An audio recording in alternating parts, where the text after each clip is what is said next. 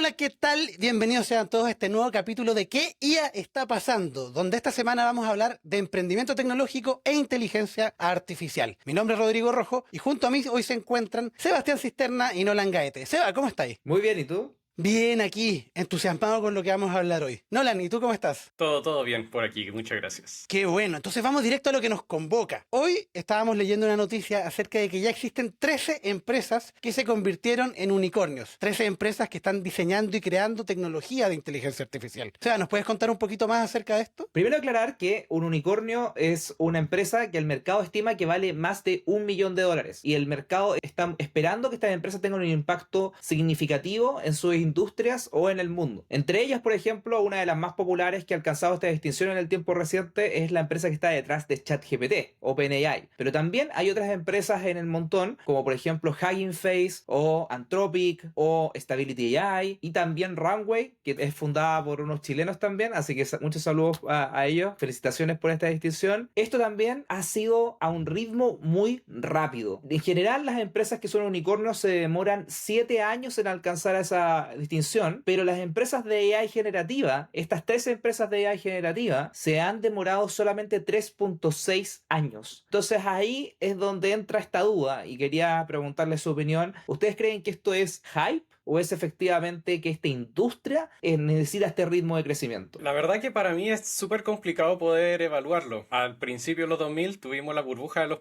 .com, que claro, todos pensaron, Internet es la nueva tecnología, vayamos para allá, pongámosle dinero y bla bla bla. Y hubo muchas empresas que terminando esta burbuja de las .com cayeron a cero, capitalización cero, no valían nada realmente porque no tenían un modelo de negocio detrás que fundamentara este valor. Sin embargo, ¿qué es lo complicado de la burbuja económica? Es que se sabe que es burbuja cuando realmente explota.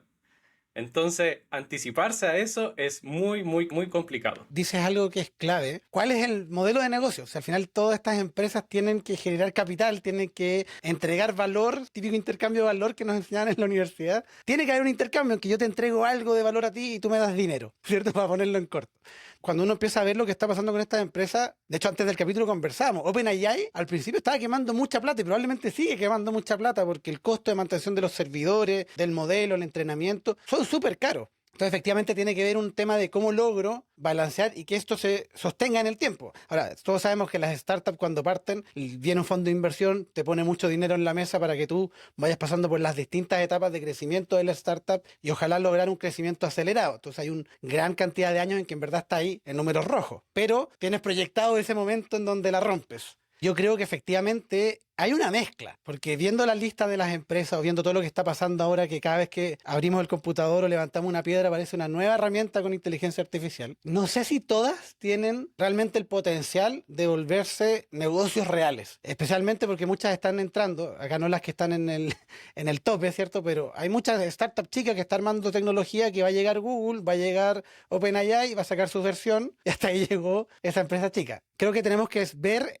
y distinguir entre las distintas empresas o emprendimientos que están haciendo cosas con inteligencia artificial para evaluar realmente su potencial, ¿cierto? ¿Qué potencial tienen de convertirse en negocio y de que sea usable o útil lo que está haciendo para el resto? Porque además muchas de estas empresas están creando cosas que van a ocupar otras empresas, ¿cierto? Donde el valor real está en que llegue alguien y se conecte a la API de OpenAI y le agregue valor a su tecnología o a su software. Entonces creo que ahí hay una cosa que todavía no me queda tan claro en dónde están compitiendo, porque OpenAI, ¿para quién es su público principal? ¿Somos todos nosotros que nos suscribimos al Plan Plus para tener GPT-4 con plugins?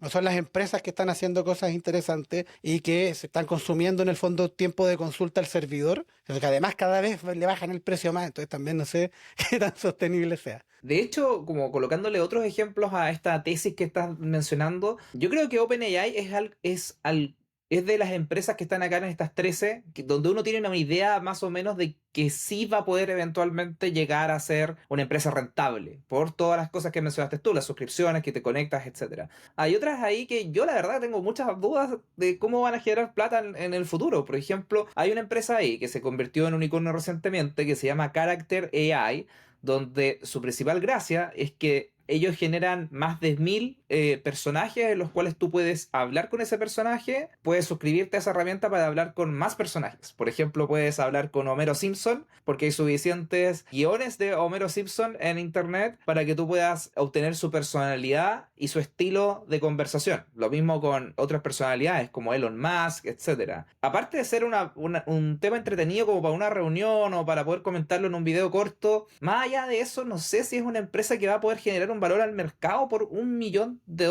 También me pasa lo mismo con ellos, como que no entiendo, es choro, es entretenido, pero de allá que sea útil y que en el fondo le pueda aportar valor a la gente, no sé.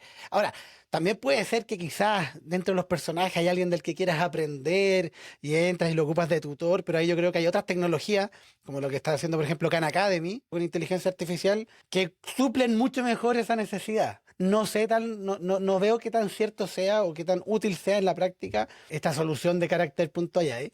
Ahora, ¿es entretenido? Por supuesto. Hay otra empresa también, lamentablemente en este momento no recuerdo el nombre, que utiliza inteligencia artificial para que tú puedas hablar con tus familiares que quizás fallecieron hace poco o porque no puedes comunicarte con ellos fácilmente, ya sea por la distancia, cosas así. Entonces, claro, están saliendo empresas de todo tipo, puede que algunas suplan alguna necesidad que nosotros estamos teniendo, pero es difícil pensar realmente si es que va a haber mercado, si es que van a haber personas que la van a querer usar. Por otro lado, hay otras empresas que están pensando más en responder a la industria, a distintas industrias. Por ejemplo, AlphaFold de DeepMind, que está pensando en la salud. Y claro, yo a DeepMind sí le pondría fichas porque están desarrollando modelos para saber cómo se pliegan las proteínas, por ejemplo. Y el pliegue de las proteínas, la verdad que es un tema muy, muy importante en desarrollos de salud. Por tanto, esto, la verdad que puede desarrollar muchas soluciones en el ámbito de toda la industria de la salud, ya sea para vacunas, ya sea para entender el pliegue de las proteínas del propio cuerpo y quizá poder resolver enfermedades o incluso anticiparse a enfermedades. Entonces, la verdad es que, como ustedes dicen, hay de todo. Quizás viendo qué empresas son las que están invirtiendo, algunas señales podemos tener respecto a realmente como la validez que puede tener el negocio. Por ejemplo, el caso que estaba dando de DeepMind. DeepMind, para la gente que no sabe, es propiedad en un gran porcentaje de Google. De hecho, hace poco, con toda esta ola de inteligencia artificial, Google le dijo a DeepMind, oye, júntate con mi equipo interno de inteligencia artificial y hagamos Google DeepMind, ¿cierto? Que es nuestra unidad nueva encargada de esto. Entonces, efectivamente uno puede ir mirando esas cosas, ¿cierto? OpenAI, que es el caso emblemático, un gran porcentaje de la empresa es propiedad hoy en día de Microsoft y Microsoft está ocupando esa alianza para potenciar sus servicios de servidores, por ejemplo Azure, ¿cierto? Y en Azure tienen todos los modelos arriba y todo, y muchos developers con los que he conversado me han dicho que están pensando seriamente abandonar Amazon AWS, que es el servicio clásico en las startups, para escalar a nivel de servidores y mudar su nube a Azure. ¿Por qué? Porque está más entretenida la cosa y tienen modelos de inteligencia artificial y tienen otras cosas que pueden hacer ahí. Entonces, efectivamente, hay ciertas apuestas medias cruzadas, porque OpenAI obviamente ocupa los servidores de Azure para abaratar costos, ya que son de la misma casa.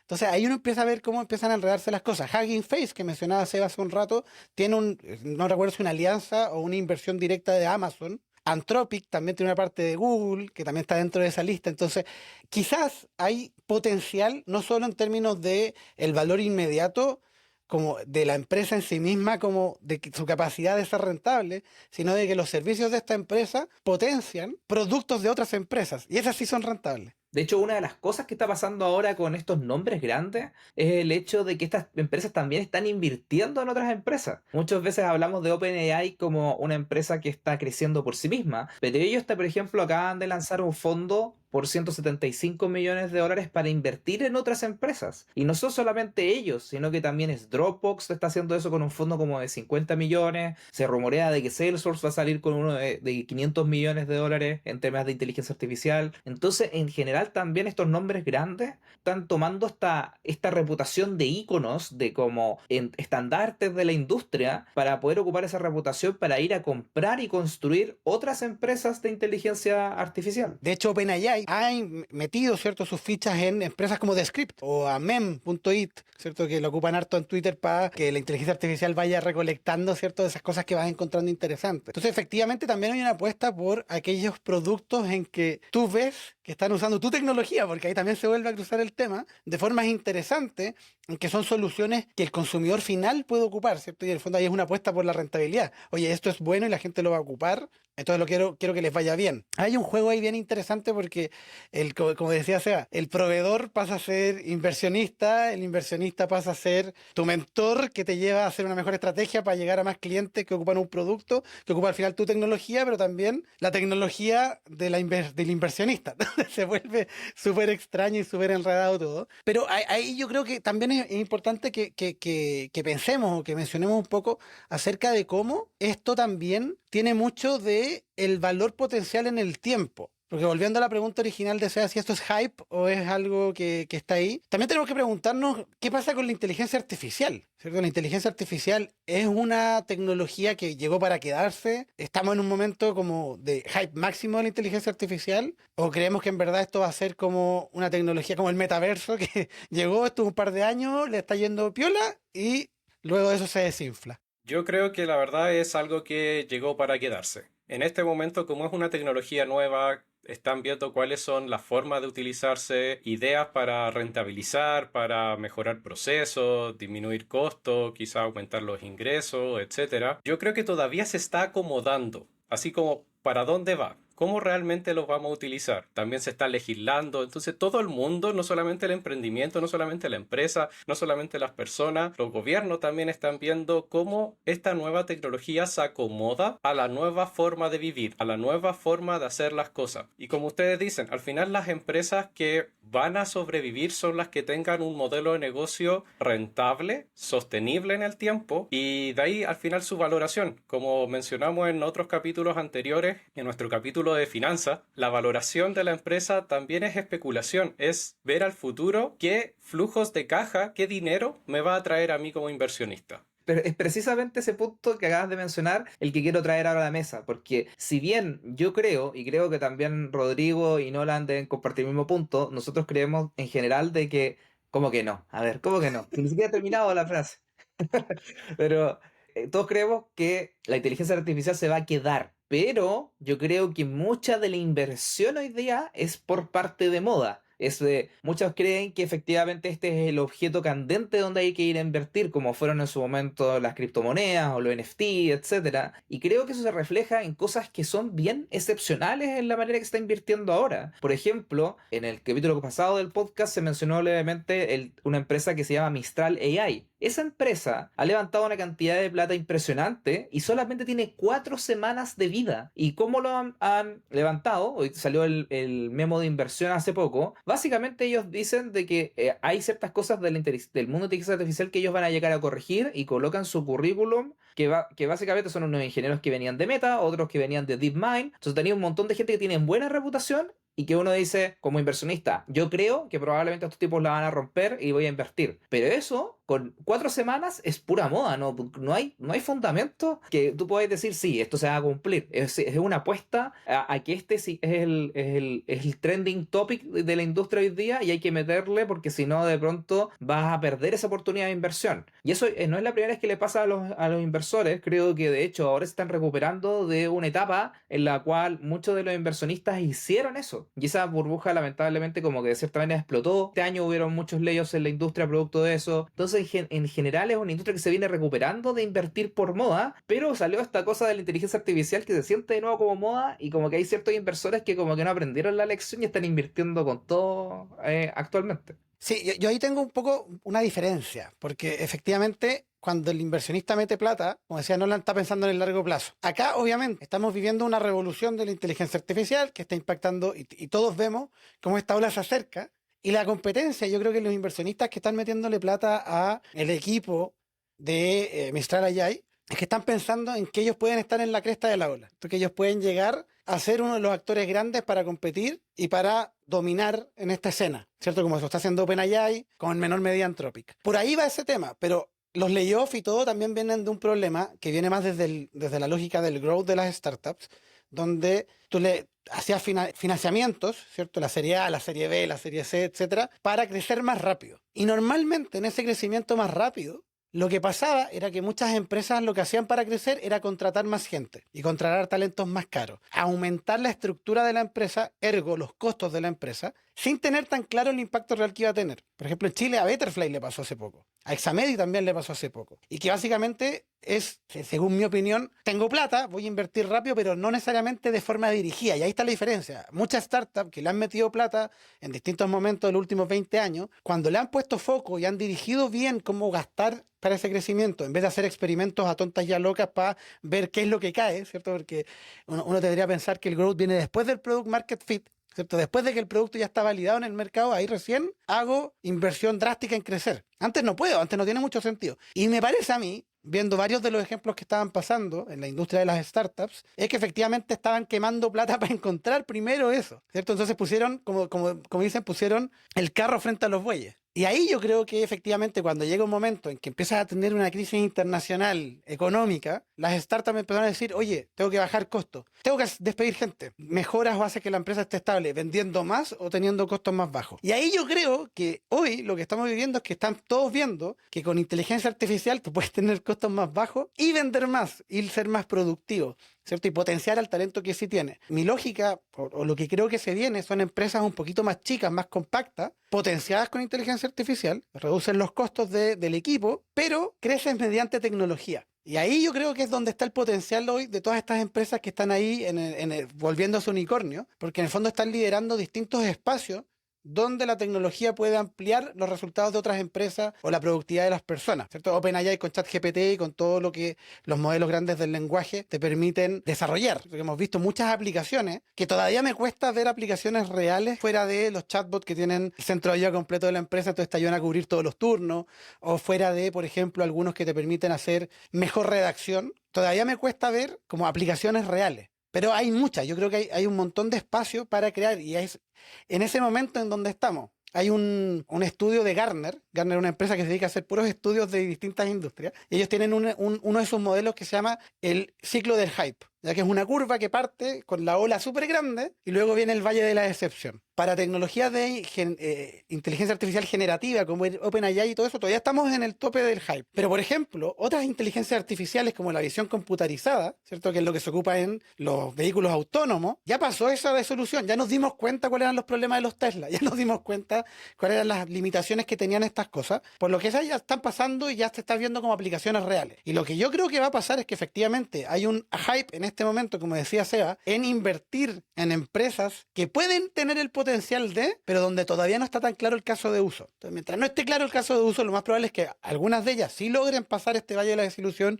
y volverse tecnologías que se apliquen en el tiempo, donde yo creo que hay tecnologías tipo ChatGPT tienen ese potencial, pero hay otras que se van a caer ahí y se van a morir, ¿cierto? Que yo creo que ahí lo de carácter ahí puede ir por ese lado. Hay un tema de uso real que puede tener. Y eso es lo que define o no el potencial. A los de Mistral ahí yo les compro la idea. El problema es que siento que están llegando muy tarde, ¿cierto? Tenemos a OpenAI, tenemos a Google, tenemos a Anthropic, tenemos los modelos libres, están rompiéndola, y ahí el líder, curiosamente, de los modelos libres ha sido Meta. Hay un espacio extraño pasando ahora, y al final del día yo creo que más que hablar de la empresa, si es OpenAI o Stable.ai o Google o no sé qué, es la tecnología disruptiva que estamos viendo en este momento, que son las inteligencias artificiales generativas de lenguaje, de imágenes, de video, las que al final tenemos que ver cómo esas empiezan a aplicarse y a usarse en el día a día para ver cuáles van a sobrevivir o cuáles no. Y viendo la lista, a mí me parece súper interesante, por ejemplo, el caso de Runway. Porque Runway está apostando al video. Tiene complejidades bastante más grandes. Los que saben de producción audiovisual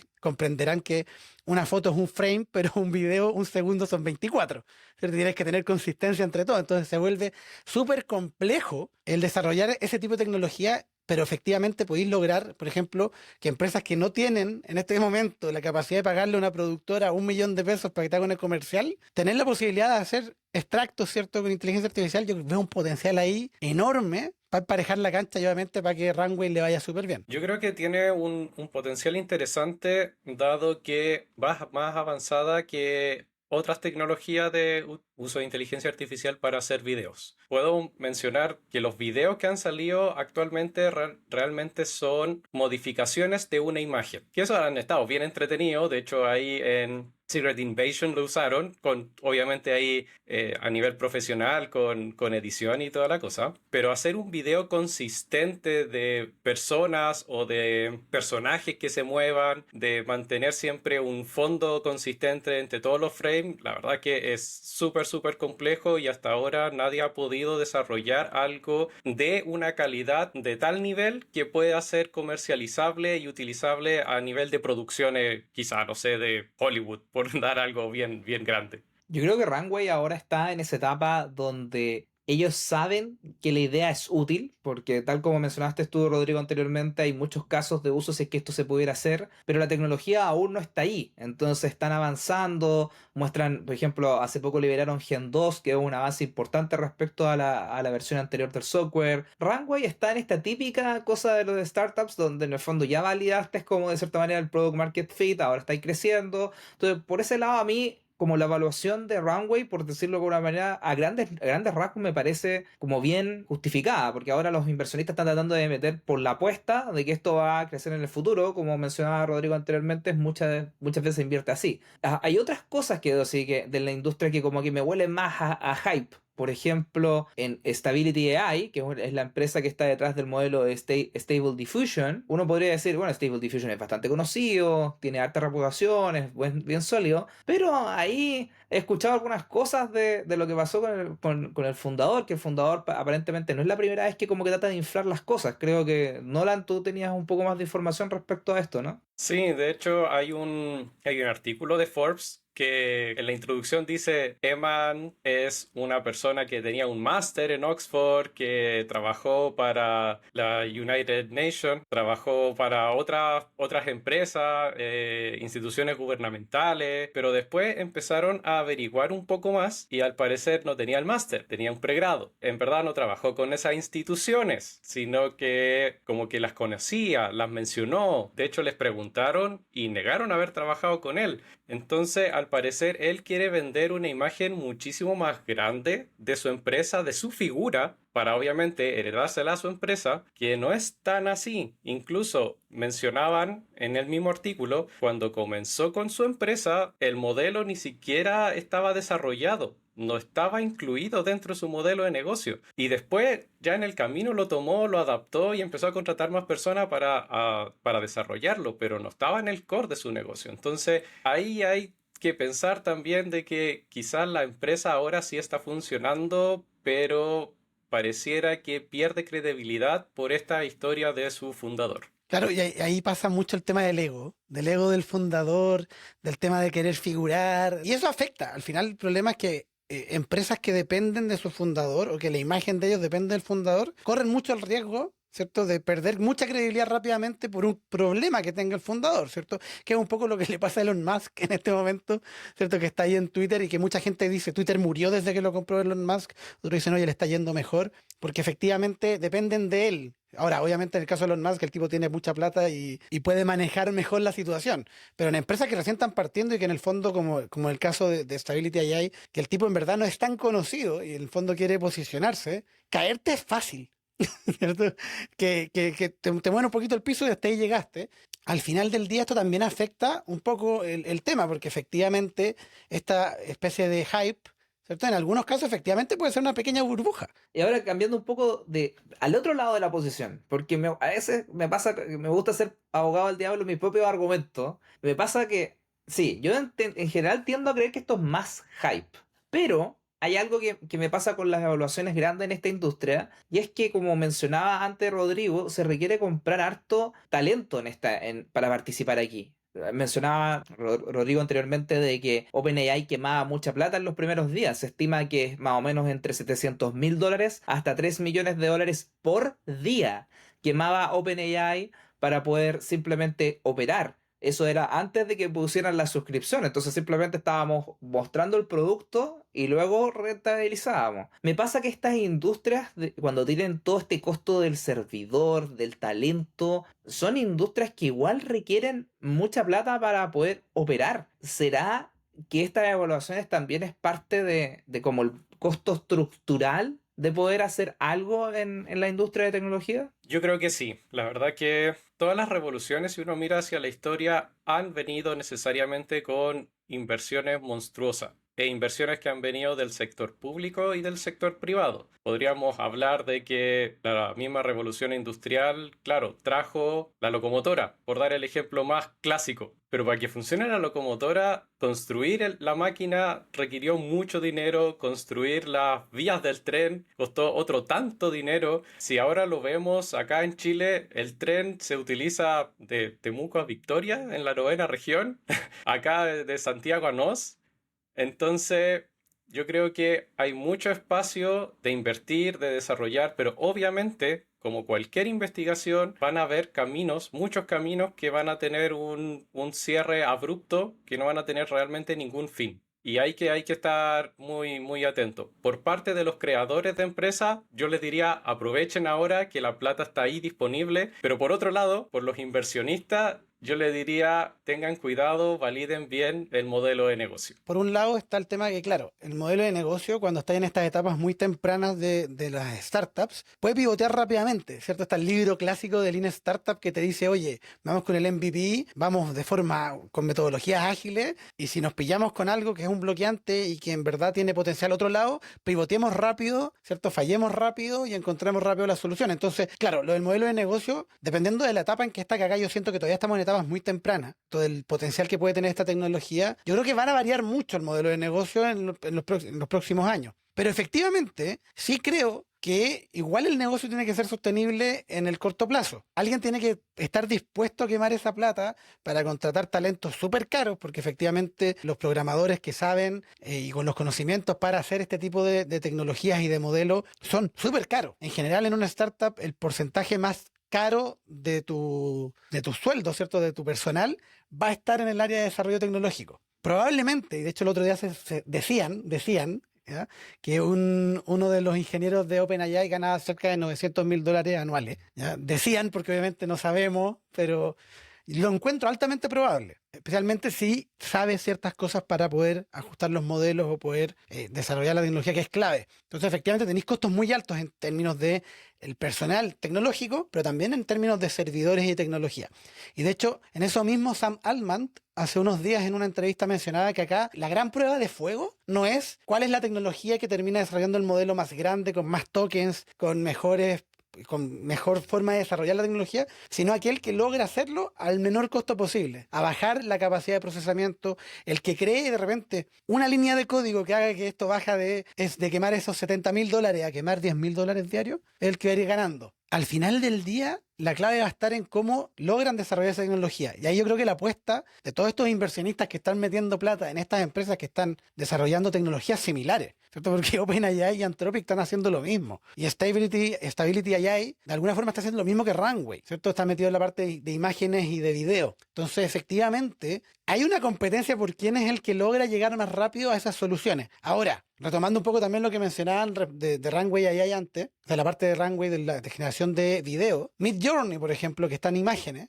avanzó en 7 meses de tener una cuestión que tú veías y decías, esto es un buen experimento, a unas imágenes brutales. Se pueden ocupar hoy en día en publicidad, en marketing, en desarrollo web, ¿cierto? Un montón de aplicaciones que han ido saliendo. Entonces, el avance está tan rápido que quizá efectivamente nosotros como gente que está al otro lado del mundo, que no tiene acceso a esos documentos que se muestran a los inversionistas, quizás no tenemos claro que ellos quizás ya tienen una pieza clave que nosotros no estamos viendo, pero que en 6 meses más va a hacer la diferencia. Chicos, y en Chile, ¿ustedes han visto cómo estamos acá? Yo debo admitir que googleé un poco como que Startup, AI Chile, etcétera, y lo que encontraba yo trataba de encontrar cosas que pudieran ser con el mundo de Startup Chile, esta incubadora que el país tiene para poder mover las nuevas empresas, y no encontré mucho. Ahora, el argumento también que uno podría hacer ahí es que hace rato que vienen invirtiendo en temas de inteligencia artificial, entre ellas, por ejemplo, la famosa Notco, donde ellos dicen de que ocupan inteligencia artificial para poder generar sus productos. Startup Chile invirtió ahí, después han invertido en otras empresas, pero no veo como algo gubernamental moviéndose allá. Pero sí he visto algunos casos de negocios que se están haciendo con estas empresas. ¿Ustedes han visto algo? Sinceramente, yo no he visto nada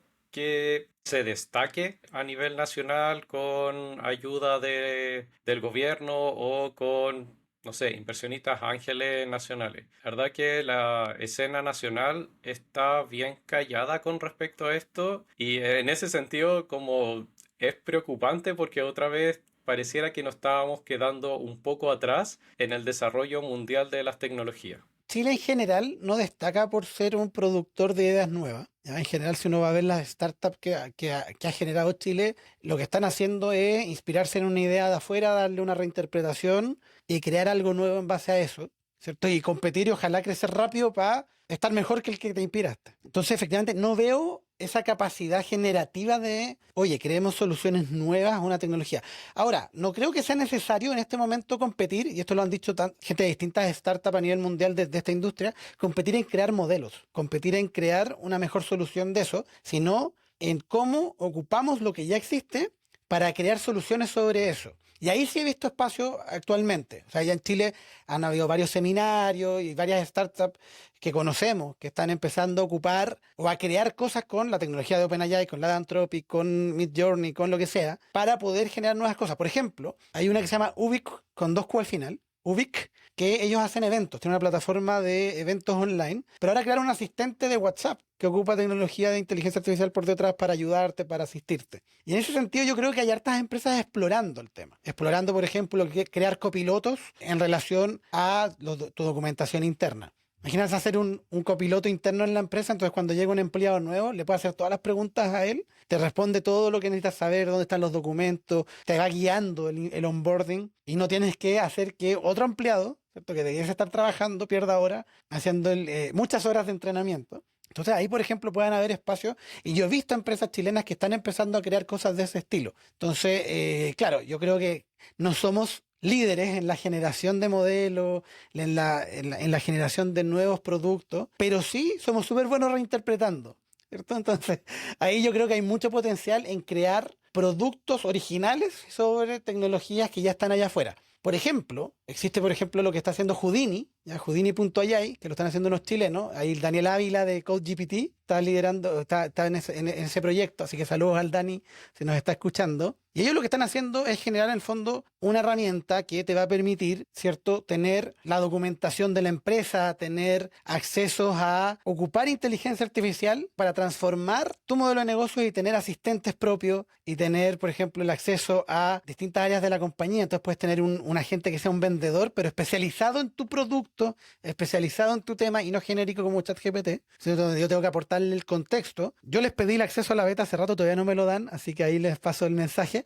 Yo veo potencial en ese tipo de soluciones que están creando varios desarrolladores, copilotos, agentes internos para la empresa, bots en Slack o en Teams, ¿cierto? Hay muchas startups que están creando su bot interno al que le habláis y en el fondo se conecta con ChatGPT, haces que haga el filtro para que la información privada no se aloje en los servidores de ChatGPT, te lo puedes ocupar de forma interna, de una forma maravillosa, ¿cierto? Que eso te permite generar valor, generar tecnología. Ahora, efectivamente, yo creo que el chileno tiene que buscar el cómo explotar esto más y tiene que empezar a consumir mucho más de este contenido de lo que está pasando afuera, porque lamentablemente, si bien Chile siempre había sido seguidor en términos de negocio, con excepciones, ¿cierto? No como una excepción. Runway es una excepción. Lo que está pasando ahora es que estamos viviendo una aceleración, una velocidad tan grande que si eres seguidor ya estáis demasiado tarde. Si ya no estáis viendo hoy lo que está pasando, ya estáis años luz. O sea, para que se hagan una idea, ChatGPT en términos formales, en temas de seminarios y en temas de eventos chilenos grandes como Icare, se habló este mes. La ANDA publicó una revista, un especial de inteligencia artificial